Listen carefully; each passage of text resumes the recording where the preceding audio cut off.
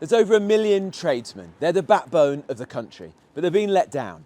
Their vans are being broken into, their tools are being nicked, and their livelihoods are being wrecked. And it's all happening in plain sight.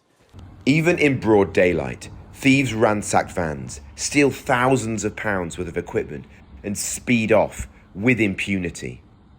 They use screwdrivers, crowbars, even drills to break in. Some tradies have caught thieves in the act, only to be attacked themselves. Thieves stole nearly £5,000 worth of tools from this man and ran him over when he tried to stop them. The police didn't even come out to his call.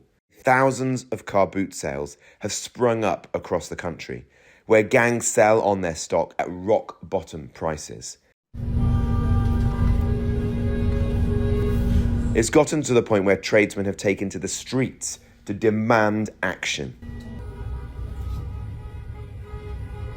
I've come to meet Shoaib, a tradesman who's had enough, and he's going to show me just how blatant this really is. On the way to the nearest site, Shoaib told me there was so much demand, the sales had to be held on multiple days a week. I've visited so many car boot sales, and the thing is, they're cropping up everywhere.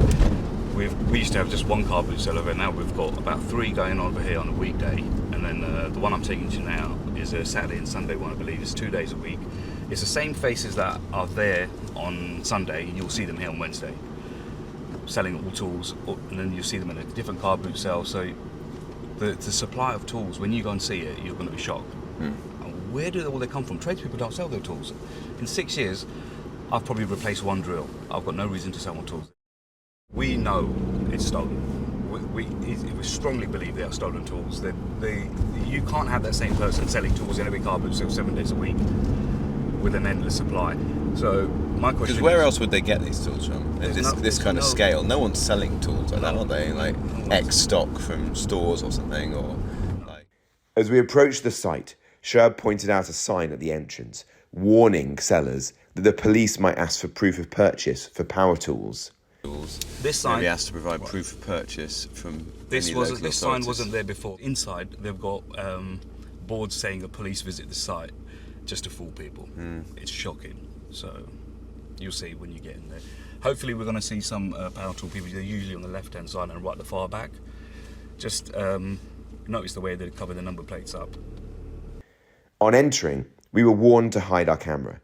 Things had gone nasty in the past, when sellers suspected people were filming. Hundreds, if not thousands, had come on the hunt for a bargain. Stalls were packed with cheap goods, cosmetics, food, alcohol, tools, vapes, brand new things, yet way cheaper than they could ever have been bought in the shops. At these car boot sales, each stall can hold up to £50,000 worth of equipment. In this section over here, you're looking at about £20,000. So that's retails at about 20,000, the whole lot sitting on the floor. Then we stumbled upon the power tools on one side of the site, well away from the road.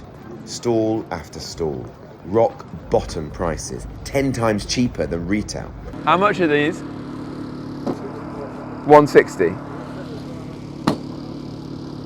There didn't seem to be much of a deterrent for such blatant criminality. All right, cheers, thanks mate. So he's selling for 160, probably could have got it for less. They retail at 1,100 quid or more. Tens of thousands of pounds of power tools were littered over the ground. He was like asking for like 150 quid for it. £1,100. Yeah. Yeah. £1,000 off. Yeah. Now, tell me something. Who's going to stop stealing when it's selling like that? Yeah. Yeah. They won't stop.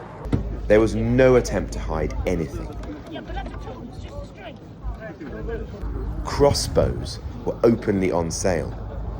Despite numerous complaints to the police, there was no sign of any officers either. Shoaib has been a victim himself of tool theft.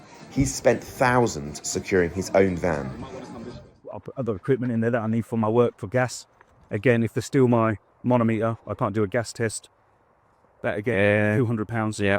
Yeah. So the whole value of that bag, just one bag that they just stole from my van, to replace that, I pump that to work, and second, probably won't be able to buy it again. Yeah. Well, we've just seen thousands of. You just see thousands, but they take seconds to take it away from you. It's your whole livelihood gone in one bag. Yep. And without them, how are you supposed to go to work? Which is why I say the car boot cells.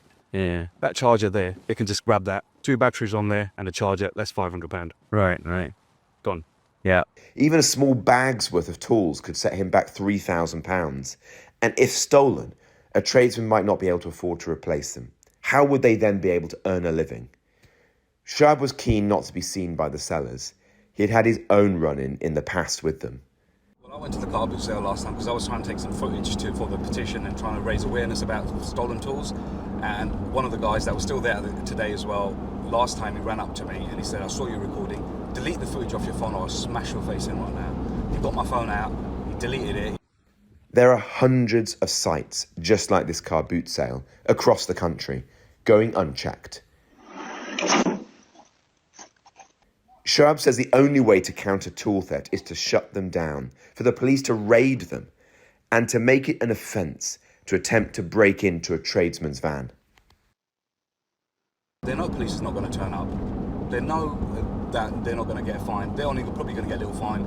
So for them, it's nothing. If they are paying £10 to be here, I don't understand. For you, as a hard-working man who gets up every morning, running your own business, well, what does this make you feel like? Because to me, this is a total joke, isn't it? You've got crime in plain sight. These people are not paying tax. Yeah. They're selling stuff, some which is very dangerous, like knives, or they're selling to kids alcohol and vapes and tobacco. Yeah. And they think that they can get away with it, that absolutely nothing is going to happen. I know, it makes us feel horrible, honestly. I think it is an insult to the tradespeople, especially when they break into our vans and they get a platform like that to sell it out. And after so many complaints, they still don't do anything about it. Hundreds of tradespeople have complained about car boot sales. We've got tradespeople that have actually been to the car boot sale, they've found their tools at the car boot sale, phoned the police, and the police couldn't do anything because they've scratched off the serial number. They couldn't get it back. They recognise the tool with the names on it. And this is the problem. That we just don't have a system, we don't have anything in place to stop this from doing it. I personally think places like this should face a fine and literally should be shut down.